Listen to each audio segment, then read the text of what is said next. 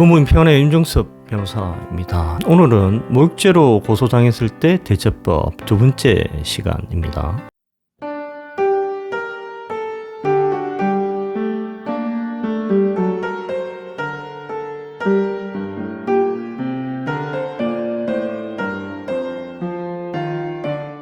자, 모욕죄로 고소당했을 때 5가지 대처법에 관해서 설명드리도록 하겠습니다. 첫 번째는 피해자가 특정이 되지 않았음을 다툴 수가 있습니다. 대부분 판례 사안입니다. 피고인이 국회의원이었습니다. 근데 피고인이 국회의장배 전국 대학생 토론대에 참여했던 학생들하고 저녁 회식을 하는 자리에서 장래의 희망이 아나운서라고 한 여학생한테 뭐라고 이야기를 하냐면 다 줄 생각을 해야 하는데 그래도 아나운서 할 수 있겠느냐? 뭐뭐 여대 이상은 자존심 때문에 그렇게 못하더라. 이렇게 말했다고 해서 8개 공중파 방송 아나운서들로 구성된 뭐뭐 연합회 여성 아나운서 154명을 모욕했다고 기소가 된 사안이었습니다. 대부분은 이에 대해서 무죄 취지로 파기환송을 했는데요. 그 근거가 뭔지에 대해서 설명드리겠습니다. 첫 번째, 여성 아나운서라는 집단 자체의 경계가 불분명하다.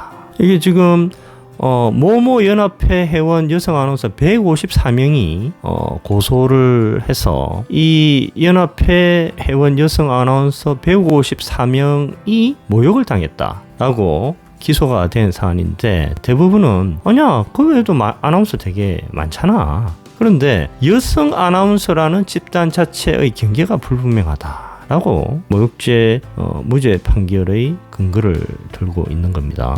그래서 대부분은 피고인의 말이 모모 연합회만을 구체적으로 지칭한다고도 볼 수 없다. 이렇게 판시를 하고 있습니다. 대부분은 또 그 근거로 피고인의 발언은 매우 부적절하고 저속하기는 하지만 피고인의 발언으로 여성 아나운서들에 대한 기존의 사회적 평가를 근본적으로 변동시킬 것으로 보이지 않는다. 이렇게 판시를 하고 있습니다. 근데 이 판시는 조금 이상하죠. 우리가 모욕죄로 처벌을 한다 해가지고 피해자가 그 모욕으로 인해서 피해자의 사회적 평가가 근본적으로 변동되기 때문에 처벌하는 것은 아니거든요. 그래서 이 근거는 이상합니다. 대부분은 무죄의 네 번째 근거로 이런 경우까지 모욕죄를 인정하면 모욕죄의 처벌 범위가 과도하게 확장된다. 이렇게 크게 4가지 근거를 들면서 이 경우에 모욕죄가 성립하지 않는다라고 판시하고 있는 겁니다. 피해자가 이렇게 집단인 경우에 피해자 특징과 관련돼서 한번 생각해 볼 필요가 있습니다. 예를 들어서 정치가는 다 사기꾼들이다. 이러면 모욕죄가 성립할까요? 아니면 서울 사람들은 모두 깍쟁이다. 이 경우에 모욕죄가 성립할까요? 군인은 모두 살인마다. 이런 경우에 군인에 대한 모욕죄가 성립할까요? 이런 경우까지 다 모욕죄가 성립한다. 그러면 좀 말 조심해야 되겠죠, 그죠? 그러니까 이 경우에는 그 모욕의 대상이 너무 불특정적이고 광범위해서 모욕죄가 성립하지 않는다라고 볼 수 있습니다. 모모 경찰서 경찰관들 특정이 되겠죠, 그죠? 한정적이지 않습니까? 또는 모모 방송국 PD들 또는 무슨 중학교 교사들 이 정도는 특징이 된다고 볼 수 있겠죠, 그죠? 모욕죄로 고소당했을 때 두 번째 대처법은 공연성이 없다고 다툴 수가 있습니다. 한 명한테만 말했다. 근데 말한 대상이 피해자의 가족들이라서 전파성이 없다. 이렇게 주장할 수 있겠죠, 그죠? 피해자의 가족들한테 모욕적인 말을 했는데 그 피해자 가족들이 그걸 다른 사람들한테 퍼뜨리겠습니까? 그래서 전파 가능성이 없다고 볼 수 있겠죠. 또는 경찰관에 대해서 욕설을 한 경우에 그 욕설을 들은 사람들이 모두 다 경찰관들이다. 이 경우에는 전파 가능하겠습니까? 이 경우에는 전파 가능성이 없다라는 학업심 판례가 있습니다. 모욕죄로 고소당했을 때 세 번째 대처 방법은 상대방에게 불쾌하거나 무례하고 저속한 표현을 했지만 상대방의 사회적 평가를 저하시킬 만한 모욕적 언사가 아니다. 이렇게 주장할 수가 있는 겁니다. 자, 예를 한번 들어보겠습니다. 아파트 입주자 대표의 감사인 피고인이 피해자인 관리소장하고 관리사무소에서 은정을 합니다. 그러다가 야, 이따위로 일할래? 나이 처먹은 게 무슨 자랑이냐? 이렇게 이야기를 했다는 겁니다. 여기에 대해서 판례는 이 말이 상대방에게 불쾌하고 무례하고 저속한 표현은 맞다. 근데 상대방의 사회적 평가를 저하시킬 만한 모욕적 언사가 아니다. 이렇게 판시하면서 무죄 선고를 하였습니다. 두 번째를 한번 들어보겠습니다. 피해자가 건물주입니다. 피고인은 이 건물주인 피해자로부터 건물을 임차해서 미용실을 운영하는 분이에요. 근데 이분이 건물주 갑질에 화난 미용실 원장이라는 미용실 홍보 전단지 100장을 배포를 하고 미용실 전문에 이를 부착했다라는 겁니다. 한마디로 건물주 갑질, 그러니까 피해자가 갑질한다라는 거죠. 근데 이 정도 가지고는 상대방의 사회적 평가를 저하시킬 만한 모욕적 언사가 아니다라고 판시를 하고 있는 겁니다. 세 번째를 한번 들어보겠습니다. 피고인이 노조위원이에요.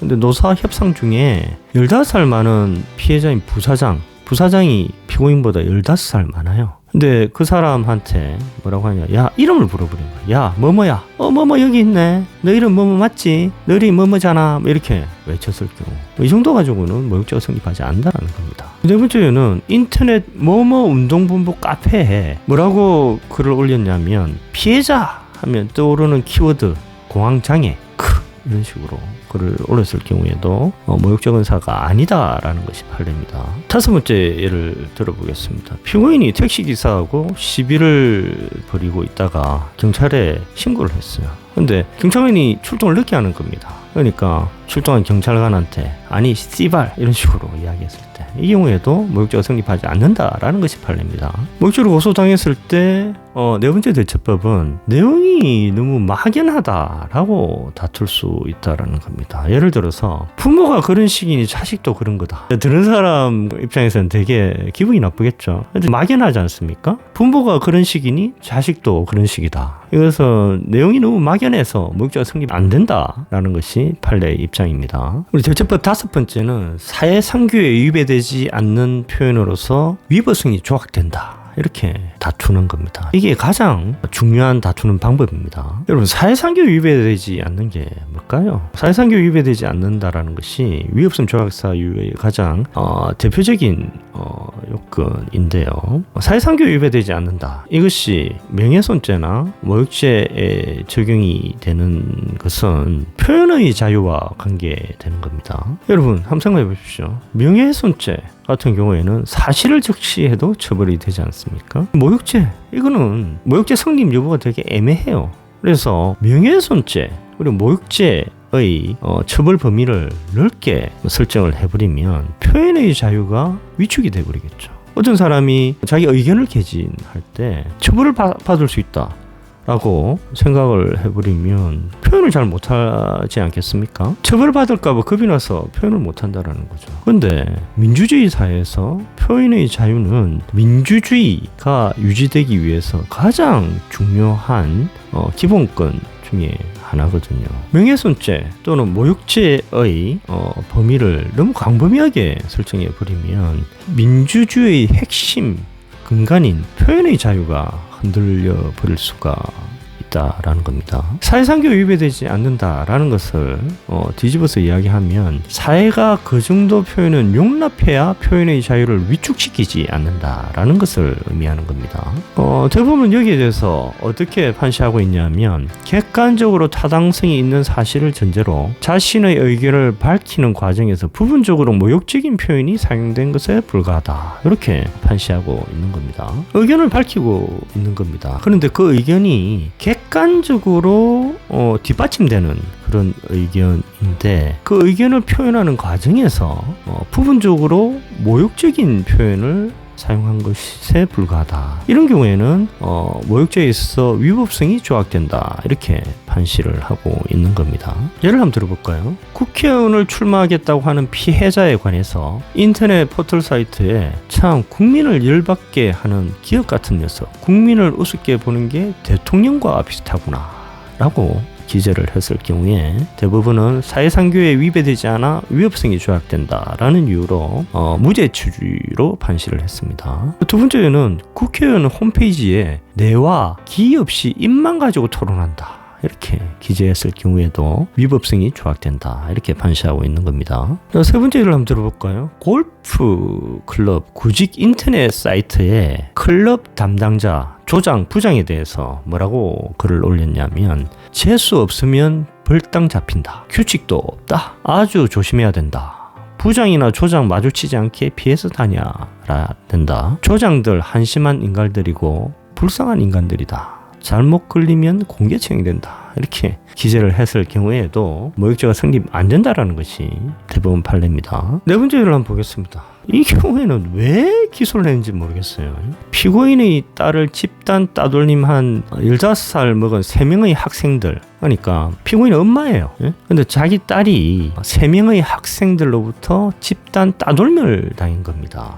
이 3명의 학생들이 교실에서 반성을 하지 않고 장난을 치니까 피고인이 이 3명 학생들한테 반성해라. 앞으로 내 딸한테 또 그러면 가만두지 않겠다. 이렇게 말을 한 겁니다. 그러니까 이 학생들이 피고인한테 뭐라고 하냐면 아줌마가 가만두지 않으면 어쩔 건데 하면서 책상을 탁탁 치는 거예요. 그러니까 피고인이 이 3명의 학생들에게 너희들은 반성을 모르면 쓰레기야 라고 말을 했을 경우 모욕죄가 성립하지 않는다라는 것이 대법원 판례입니다. 다섯 번째 예를 한번 들어보겠습니다. 피고인이 인터넷 신문에서 A 대학생 연합이 생명 존중 폭식투쟁, 단식투쟁이 아니고 A 대학생 연합이라는 연합이 생명 존중 폭식투쟁을 한다고 한다. B 연합이라는 나이값 못하는 망나니들의 본을 따른 것이리라. 이기심과 탐욕만 먹어 배만 채우고 영혼은 텅 비어버린 아기들을, 이러한 내용의 칼럼을 게시했을 경우에 사회상규에 위배되지 않아 모욕죄가 성립되지 않는다라는 것이 대법원 판시입니다. 첫 번째 얘는 최근의 그 유명한 기레기 판결입니다. 이 사안은 피해자가 기자예요. 근데 기자가 A사의 자동차 시스템이 장점이 있다는 기사를 작성해서 게재를 하니까 피고인이 뭐라고 댓글을 달았냐면 이런 걸 기레기라고 하죠 라고 다른 겁니다. 그래서 모욕죄로 기소가 된 사안이거든요.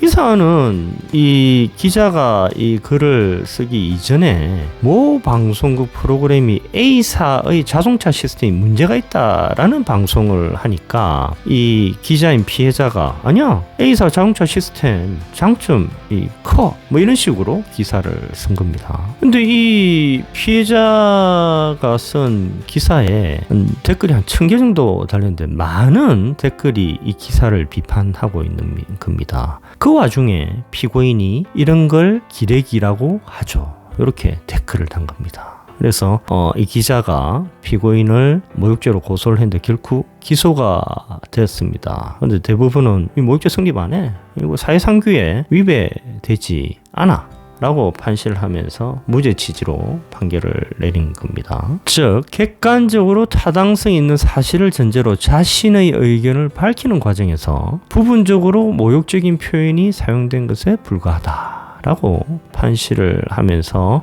위법성이 조학되어서 모욕죄가 성립하지 않는다 라고 판시한 것입니다. 자, 유튜브를 하니까 많은 분들이 저에게 전화 또는 이메일을 주셔가지고 인터넷 댓글 달았는데 명예훼손죄 모욕죄로 고소당했으니까 경찰에 출두하라 그러면서 변호사님 이 경우에 명예훼손죄 또는 모욕죄가 성립합니까? 이렇게 질문을 하고 있습니다. 근데 이렇게 그냥 질문만 하는 것이 아니고 걱정이 가득한 목소리입니다.